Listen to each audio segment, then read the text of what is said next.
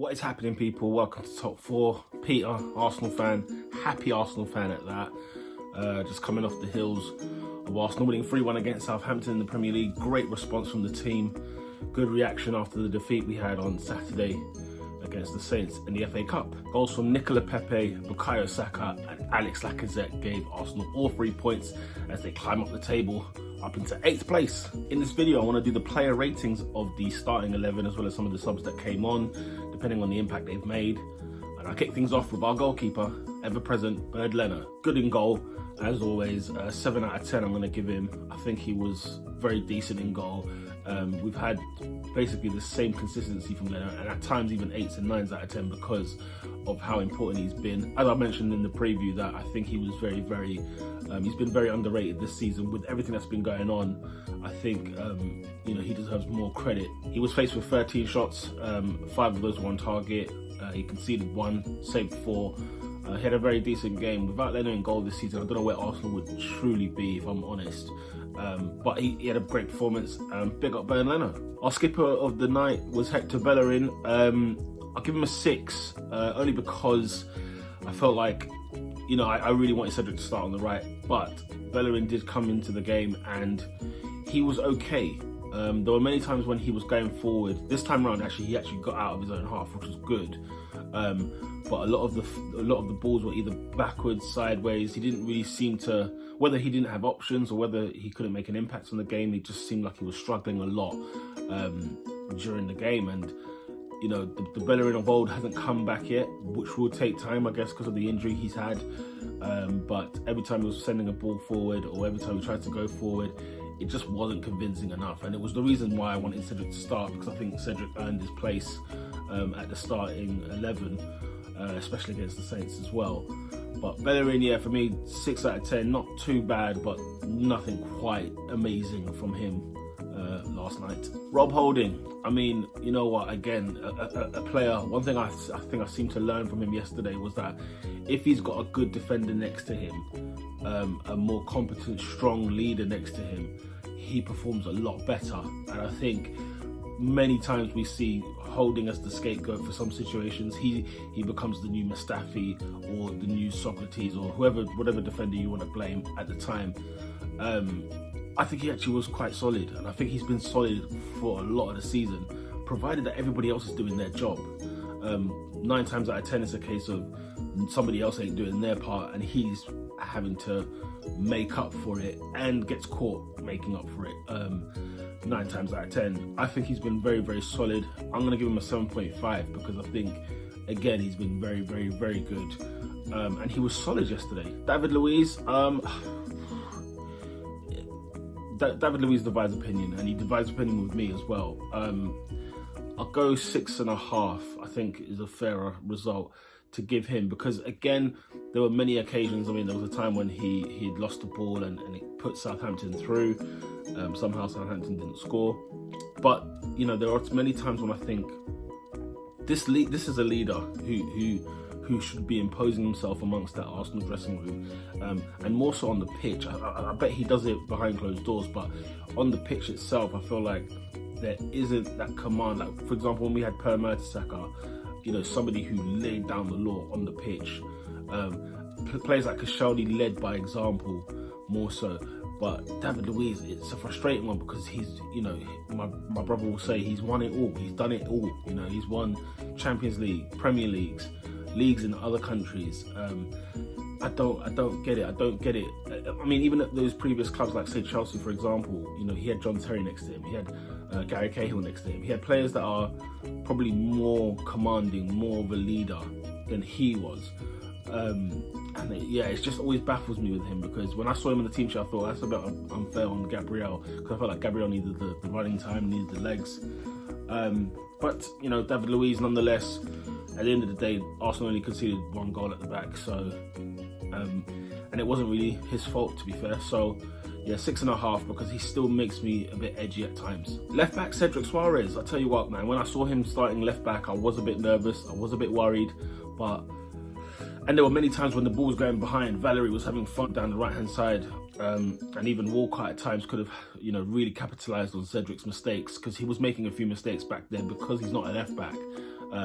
so he's having to adapt his feet, he's having to adapt the stance, the way he plays. But over the period, the best part about his game was going forward. You know, whenever he was forward, he was bloody dangerous. And this is what I was saying about him playing at right back, because he will actually get forward and he will be dangerous going forward. And he proved it anyway at left back. Skeptical in terms of defending, but brilliant going forward. For that, I'm going to give him 7.5, because I think he was very, very good. He just worried me the first 45, where he was still getting used to being the left back. And, you know, it's not his fault at all. I don't think he should be playing there. But, you know, you see why I wanted him to start right back over Bellerin, because he had a much better performance than him. And then he was playing in his weaker position as well. We moved to the midfield. Thomas Partey, solid. Again, I'll give him a 7. Solid. There were a few times when he sent a ball forward and it was a bit frustrating because it was the wrong kind of pass. But in midfield, you know, you need someone big, strong in that midfield. And it's one thing Arsenal have lacked for years. And it's the cliche to go back to Vieira's and so on and so forth. We thought Song, I thought, was going to be the guy. And we even thought Xhaka was going to be the guy when he joined. But Thomas Partey is filling in that hole, and it's just making so much of a difference. When he went down towards the end of the game, I had my head in my hands, because I thought, oh, we cannot afford to lose this player again. We've not had him since he's joined. You know, he's probably played about 4 or 5 games max, and that's coming off the bench sometimes as well. We need him all season. Wrap that man in cotton wool, bandages, the lot. Put him in a sauna, whatever you need to do. Hot, you know, bathtubs, the lot.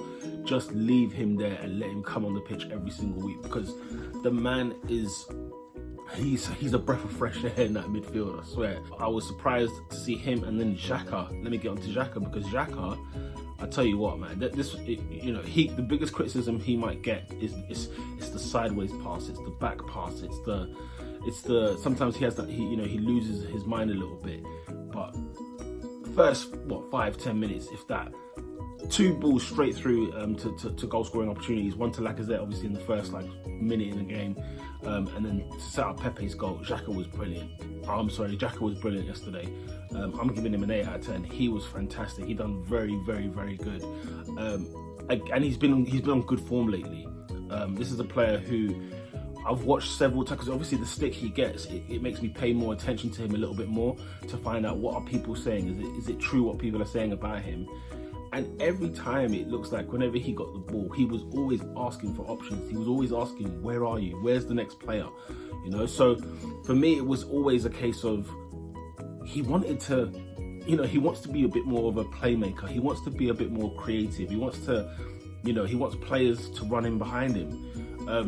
And there were moments where he took the ball and it was just the fast thinking of his play was killing Southampton, and then Southampton tried to really nullify that as quickly as possible, which, they started clocking onto it, very early on, because they had 2 threats, and from then it was a case of they tried to nullify him. But man, every time he picked the ball, non-shell pass, just nothing crazy, nothing wild, nothing silly from Xhaka. When Xhaka doesn't do anything silly, he actually has a good performance. I want to give him an 8 out of 10. I want to give him his props, because I thought he was outstanding yesterday. We'll go with the number 10, Emil Smith-Rowe. I'll give him a 7, because the thing I loved about him the most yesterday was the close, the close control of the football, his 1-2 touches.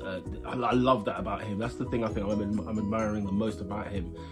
He's so quick thinking. He's so, players in that area, if you're playing in that number 10 role, and or even in that deep playmaker role, you have to think quick on your feet.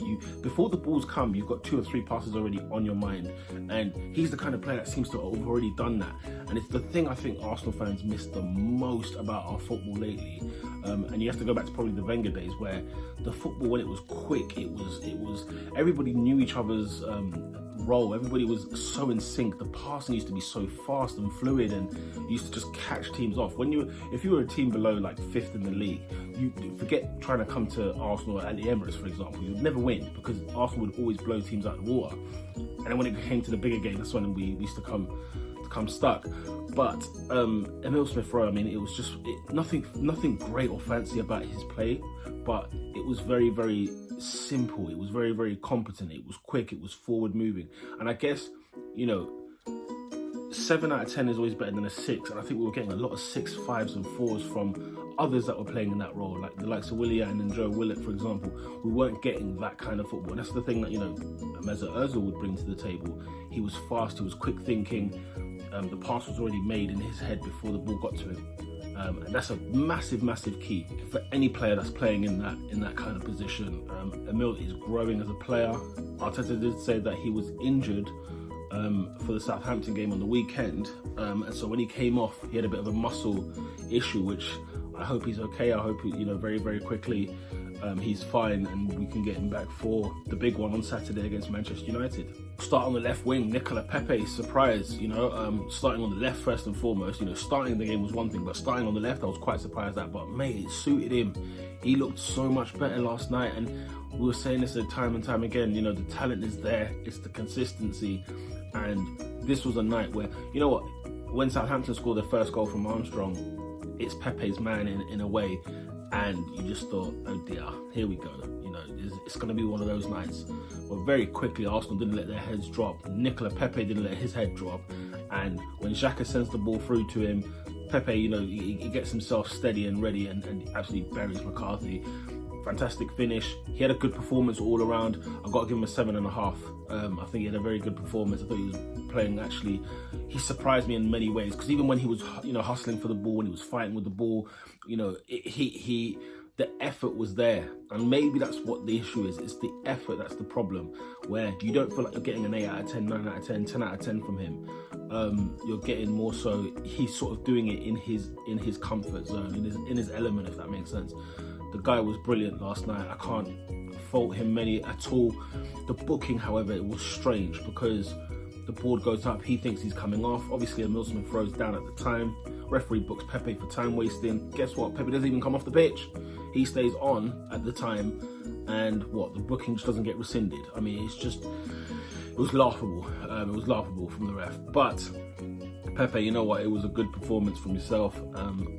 Pleased. You know, I'm sure every Arsenal fan was sort of like on their last legs with him, and he put in a performance, you know, and he's asking Arteta, can I play Saturday with that kind of performance? So it'll be interesting to see what kind of, you know, if Arteta goes with the same sort of style on the weekend, because Pepe on the left might be something different. You know, he gets to have the ball run inside him, and then he can just shoot with the left peg and hit it across goal, rather than always doing the same old thing on the right, where he comes out on the right hand side, doesn't really dribble to anybody, and then always wants to cut inside. And defenders love that. If you're always cutting inside, brilliant. We ain't got to worry about no cross.